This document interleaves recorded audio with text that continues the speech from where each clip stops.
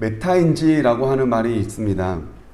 고차원적인 인지 능력이라고 하는, 굳이 이야기를 해보면 그렇게 이야기가 될 수 있겠는데요. 내가 모르는 것이 무엇인지 알고 내가 아는 것이 무엇인지 아는 인지 능력, 이게 이제 메타인지라고 합니다. 그래서 교육 전문가들은 이 메타인지가 학습 전략에 매우 효과적이다라고 말을 하는데요. 왜냐하면 공부하는 학생들이 모르는 게 뭔지 알아야, 그리고 아는 게 뭔지 알아야 자기가 뭘 공부해야 하고 또 어느 시간만큼 얼마만큼 공부를 해야 하는지 정확하게 전략을 세울 수 있기 때문에 이 메타인지라고 하는 것이 학습 전략에는 아주 중요하다라고 이야기를 합니다. 고대 그리스 철학자, 우리가 잘 알고 있는 소크라테스는요, 나는 내가 똑똑하다는 것을 안다 라고 말합니다. 그런데 그 이유가 뭐냐면, 왜냐하면 내가 무지하다는 것을 알기 때문이다. 무지의 지라고도 말하지 않습니까? 그러니까 소크라테스는 스스로를 지혜롭다라고 말하는 이유는, 내가 지혜로운 이유는 내가 모르는 것을 알기 때문이다. 그러니 내가 모르는 것을 안다는 것, 그게 바로 알미다라고 말을 합니다. 이 메타인지는 신앙생활에 있어서도 매우 중요합니다. 내가 모르는 것이 무엇인지, 그리고 내가 아는 것이 무엇인지, 신앙생활에 있어서 내가 모르는 것과 아는 것을 구분할 수 있는 것, 이게 바로 우리에게 아주 중요한 신앙생활이 되겠죠. 나는 정말로 예수님을 아는가? 아니면 예수님을 모르는가? 나는 내가 죄인임을 아는가? 아니면 내가 죄인임을 모르는가? 나는 정말로 예수님을 믿는가? 아니면 예수님이 아닌 다른 것을 믿는가? 우리의 신앙을 모르는 것과 아는 것을 분명하게 구분 짓는 건 우리 신앙생활에 한 단계 더 성숙해 가고 성장할 수 있게 하는 아주 중요한 지능이라고 말할 수 있을 겁니다. 오늘 본문에 나오는 아굴의 잠언인데요. 이 아굴은 자기 스스로를 이렇게 말해요. 2절부터 4절입니다. 우리 함께 읽어봅니다. 나는 다른 사람에게 비하면 짐승이라. 내게는 사람의 총명이 있지 아니하니라. 나는 지혜를 배우지 못하였고 또 거룩하신 자를 아는 지식이 없거니와 하늘에 올라갔다가 내려온 자가 누구인지, 바람을 그 장중에 모은 자가 누구인지, 물을 옷에 싼 자가 누구인지, 땅의 모든 끝을 정한 자가 누구인지, 그의 이름이 무엇인지, 그의 아들의 이름이 무엇인지 너는 아느냐? 아굴은 스스로 말합니다. 나는 짐승이다. 사람이 가지고 있는 총명을 가지고 있지 않다. 나는 배우지도 못했고 지식도 없다. 그 하나님이 누구인지 나는 잘 모르는데 너는 아느냐? 너는 정말 아느냐라고 묻는다기보다는 너도 모르지라고 하는 말일 것 같아요. 아굴은 자기를 비하하는 게 아니라 자기의 한계를 인정하는 겁니다. 자신이 모르는 것을 아는 자, 내가 모른다는 것을 스스로 깨달은 자, 그러니 잠언을 기록한 지혜로운 자가 될 수 있었던 거죠. 모르면서 아는 척 하는 사람이 얼마나 많습니까? 모르면 물어보면 될 것을 자존심 상한다고 끝까지 버티는 경우가 많이 있죠. 잠언 26장 12절에서는 이렇게 말합니다. 내가 스스로 지혜롭게 여기는 자를 보느냐? 그보다 미련한 자에게 오히려 희망이 있느니라. 스스로 지혜롭게 여기는 것보다 차라리 미련한 자에게 희망이 있대. 그러니 스스로 지혜롭게 여기는 것, 자기가 모른다는 것을 인정하지 않고 끝까지 아는 척하고 버티는 것, 이것은 지혜로운 자가 아니라 정말로 미련한 자다. 그러니 미련한 자에게 차라리 희망이 있다라고 말합니다. 가톨릭대학교 최종호 정신건강의학과 교수는 이렇게 말합니다. 긍정에 대한 오해가 많다. 긍정은 애써 좋다고 생각하는 것이라고 많은 사람들이 착각한다.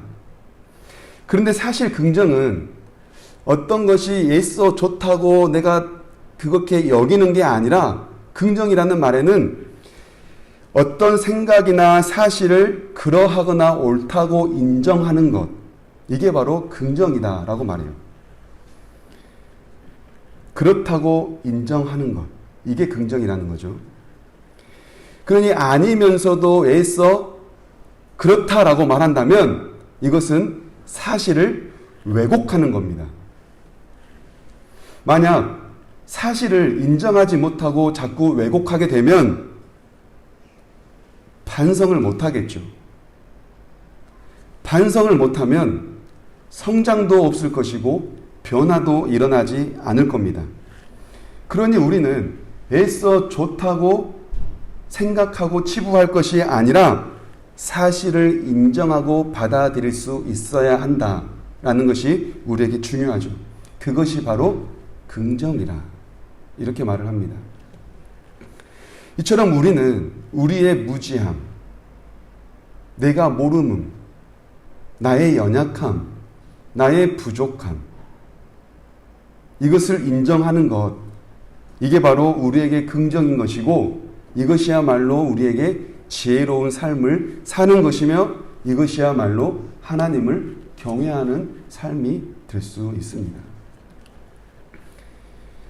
자신의 한계를 이처럼 인정하는 자, 그런 자는 기도하지 않을 수 없습니다. 그래서 아굴은 이렇게 기도해요. 7절부터 9절인데요. 함께 읽어보겠습니다. 내가 두 가지 일을 주께 구하였사오니 내가 죽기 전에 내게 거절하지 마시옵소서. 곧 헛된 것과 거짓말을 내게서 멀리하옵시며 나를 가난하게도 마옵시고 부하게도 마옵시고 오직 필요한 양식으로 나를 먹이시옵소서.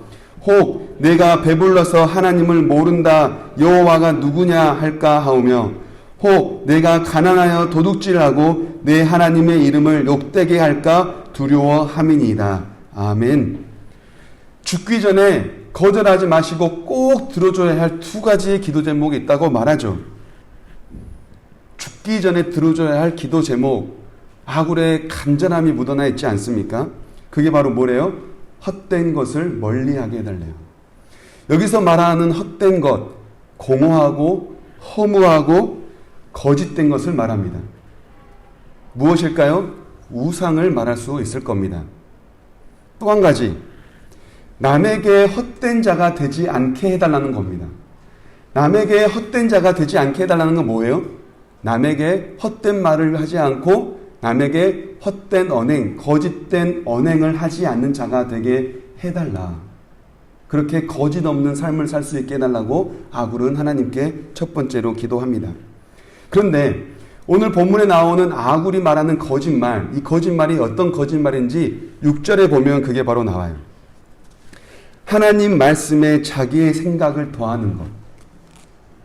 아굴이 말하는 거짓말은 다름이 아니라 하나님의 말씀에 자기의 생각을 집어넣는 것, 이게 바로 거짓말이라고 말해요. 달리 말해 하나님 앞에서 아는 척하는 것. 하나님 말씀을 여기다 놓고 내가 더 잘 아는 것처럼 하나님 말씀에 내 생각을 집어넣고 하나님 말씀에 내 뜻을 집어넣고 하나님 말씀에 내 의지를 집어넣으려고 하는 것, 하나님의 말씀을 거짓되게 하는 것, 이게 바로 진짜 거짓말이라는 거예요.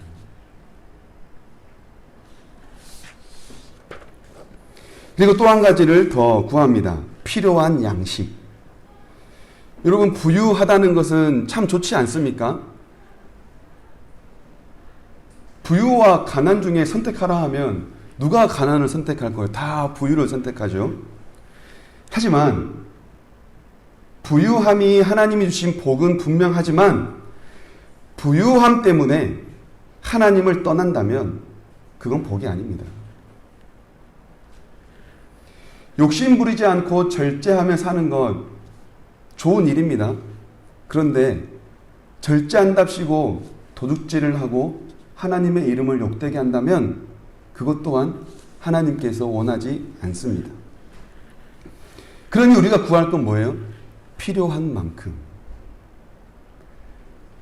욕심이 더하지도 않고 없어서 남에게 도둑질을 하지 않을 만큼 필요한 양식을 달라고 구하는 거예요.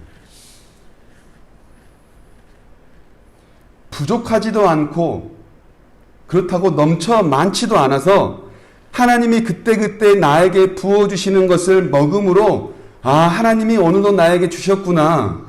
하나님께서 나에게 채워주시는구나. 모든 것을 하나님께 맡기고 의지하며 살 수 있는 것. 그러니 필요한 양식을 구하는 것.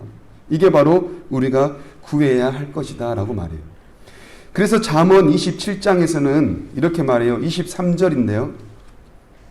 내 양떼의 형편을 부지런히 살피며 내 소떼에게 마음을 두라. 내 양떼 그리고 내 소떼, 다른 것에 마음을 두지 말고 현재 내가 가지고 있는 양과 소에게 마음을 두라는 거예요. 욕심 때문에 다른 것에 내 마음을 빼앗겨 가지고 욕심 때문에 현실에 성실하지 못한다면 미련한 자라는 겁니다. 24절부터 27절도 이렇게 말합니다. 함께 읽어볼까요? 대저 재물은 영원히 있지 못하나니 면류관이 어찌 대대에 있으랴. 풀을 벤 후에는 새로 움이 돋나니 산에서 꼴을 거둘 것이니라. 어린 양의 털은 내 옷이 되며 염소는 밭을 사는 값이 되며 염소의 젖은 넉넉하여 너와 내 집의 음식이 되며 내 요종에 먹을 것이 되느니라. 아멘. 풀을 베면 새롭게 움이 돋습니다. 때가 되면 어린 양은 털을 만들어 우리에게 옷을 입혀줍니다. 다 자란 염소는 그 값으로 밭을 사게 해주고요. 젖이 나오면 그 젖으로 우유를 먹고 살 수 있습니다. 무엇을 말할까요?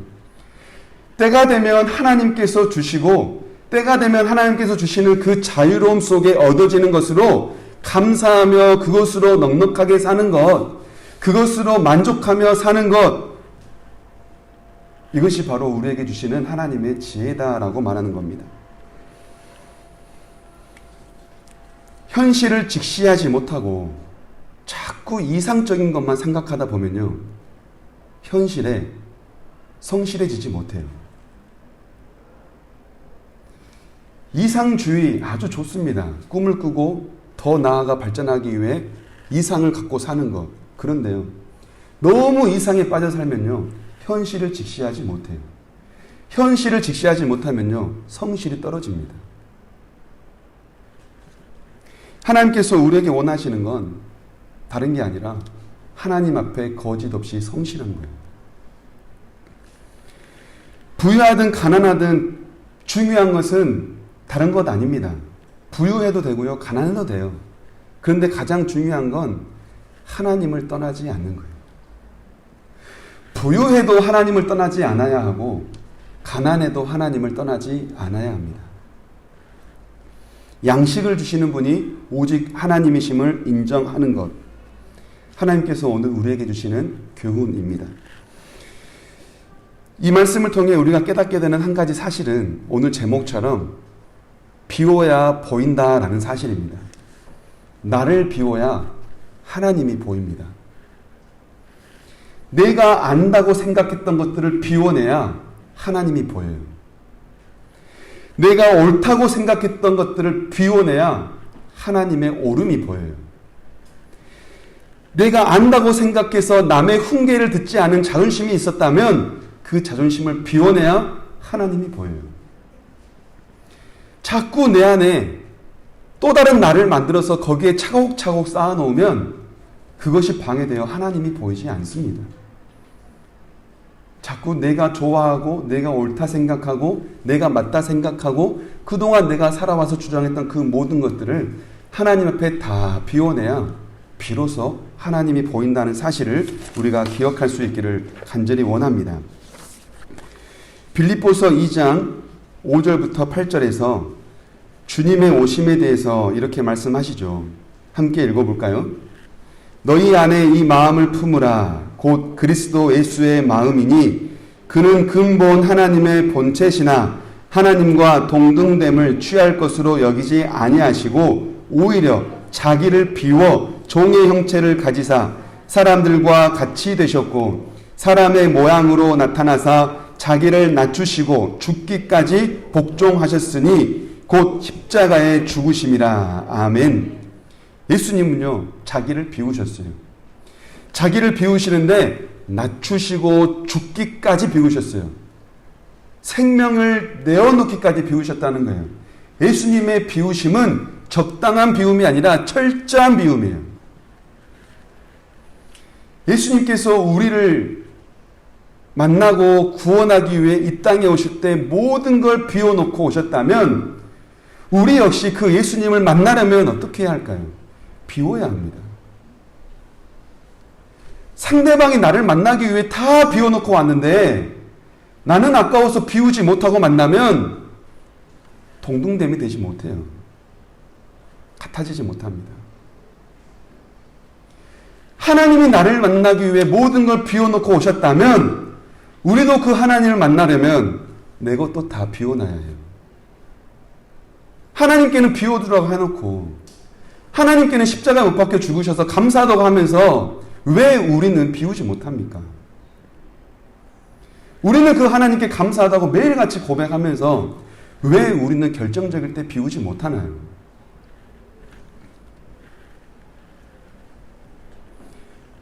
질문을 해봅니다. 우리는 왜 예수님을 믿는가? 여러분 스스로 한번 고민해 보십시오. 나는 왜 예수님을 믿는가? 요한복음 6장 27절에서는 이렇게 말씀합니다. 함께 읽어보면 좋겠습니다. 예수께서 대답하여 이르시되 내가 진실로 진실로 너희에게 이르노니 너희가 나를 찾는 것은 표적을 본 까닭이 아니요 떡을 먹고 배부른 까닭이로다. 아멘. 예수님께서요 5병이어의 기적을 일으키고 나서 배를 타고 건너편으로 건너가셨을 때 수많은 무리들이 예수님을 따라와요. 그러자 자기를 따라온 예수님을 향하여 주님께서 하신 말씀이 바로 이 말씀이에요. 너희는 표적을 본 거로 나를 믿는 게 아니라 떡으로 배부르기 때문에 나를 쫓아온 거야. 오병이의 기적을 믿어서 나를 따라온 게 아니라 떡으로 배불릴 수 있으니까 나를 따라온 거야. 분명하게 말씀하세요. 여러분, 우리는 예수님을 왜 믿습니까? 나의 욕망을 채우기 위해 예수님을 믿지는 않습니까? 내 욕심, 내 꿈, 내 희망, 이것들을 이루기 위해 예수님을 믿고 있지는 않습니까? 예수님을 믿는 건 채움이 아니라 비움입니다. 우리는 비워내는 기도를 하고 있습니까? 아니면 채우는 기도를 하고 있습니까? 저는 영화를 좋아해요. 오늘 저녁에도 영화를 보러 갈까 혼자 고민했습니다. 혼자 영화 보는 것을 아주 좋아하거든요. 커다란 스크린을 앞에 놓고 널찍한 그 공간에서 맨 뒤에 정중앙에 앉아서 밑을 내려다보며 영화를 보면요, 내가 모든 걸 군림하는 느낌이 나요. 그런데 이런 생각을 해봅니다. 영화관을 예쁘게 꾸민다고 스크린에다가 멋진 꽃을 그려놨어요. 그리고 나서 영화를 상영합니다. 그러면 그 영화의 화면에는 왜곡이 생기죠. 영화가 제대로 보이지 않습니다. 영화인지 꽃인지 구분을 못하겠죠. 영화가 제대로 보이려면 아무리 예쁘게 그려놓은 꽃이라도요, 깨끗하게 지워내야 해요. 어떤 자국도 남아서는 안 됩니다. 깨끗하게 비워내야 영화가 선명하게 있는 그대로 보여요. 나를 통해 예수님을 비추기 원하십니까? 그러려면 나를 비워야 해요. 나를 지워야 합니다. 어떻게 얼만큼 지울까요? 점 하나도 남지 않게 철저하게 지워야 해요. 그래야 하나님의 모습에 왜곡이 안 생겨요. 우리는 나를 꾸미기 좋아하죠. 기도로 나를 꾸미고, 묵상으로 나를 꾸미고, 구제로 나를 꾸미고, 의로 꽃장식을 하고, 찬양으로 향기를 내려고 합니다. 그것들이 나를 예쁘게 보일지는 몰라도요, 그것이 내 앞에 서게 되면 하나님은 안 보여요. 내가 드린 기도, 내가 드린 찬양, 내가 드린 예배, 내가 드린 물질, 내가 드린 헌금과 봉사, 이것들이 자꾸 내 앞에 나를 막아내면, 나를 꾸며내면 여러분, 나를 통해 하나님 보이지 않습니다. 나를 통해 하나님을 보이려면 내 모든 걸 다 비워내야 해요. 여러분, 우리는 분명히 기억해야 합니다. 내가 예수님을 믿는다. 내가 예수님을 믿는다. 아니요. 여러분, 우리가 예수님 믿습니까? 믿음이 내 것입니까? 아니요. 하나님께서 나에게 믿음 주셨기 때문에 믿는 거예요. 내가 예수님 믿는 거 아니에요. 그 믿음 하나님의 겁니다. 그런데 우리는 자꾸 내 믿음을 앞세우면요, 하나님 보이지 않아요. 나를 통해 하나님을 나타내야 하는데 자꾸 내가 그려낸 꽃장식만 나타나면 하나님의 왜곡이 생기고 내 삶에 왜곡이 생깁니다. 긍정이 아니에요. 나를 있는 그대로 비워내야 내 신앙에 긍정이 생기고요, 하나님이 깨끗하게 보입니다. 말씀을 맺으면서 갈라디아서 2장 20절 말씀을 우리 함께 읽어봅니다. 내가 그리스도와 함께 십자가에 못 박혔나니 그런즉 이제는 내가 사는 것이 아니요 오직 내 안에 그리스도께서 사시는 것이라. 이제 내가 육체 가운데 사는 것은 나를 사랑하사 나를 위하여 자기 자신을 버리신 하나님의 아들을 믿는 믿음 안에서 사는 것이라. 아멘. 분명히 말합니다. 십자가에 못 박으라. 자기의 의를. 내가 하나님을 믿는다 한 것 다 못 박아라. 그것으로 구원받는 것 아니다. 나는 십자가에 못 박고 내 안에 그리스도가 살 때 비로소 구원을 얻을 수 있다고 말합니다. 그러면서 말해요. 나를 위하여 자기 자신을 버리신 하나님의 아들을 믿는 믿음 안에서 사는 것이라. 누구를 믿는 거요? 하나님의 아들을 믿는 믿음이래요. 우리는 예수님을 믿어야지 내 믿음을 믿으면 안 됩니다. 자꾸 내 믿음을 믿고 내 이거를 믿으면 예수님을 못 믿어요. 여러분, 예수님을 믿읍시다. 예수님을 믿읍시다. 착각에 빠지지 말고요. 혼선에 빠지지 말고요. 예수님을 믿읍시다. 예수님을 믿는 게 바로 하나님께서 우리에게 주신 참된 행복입니다.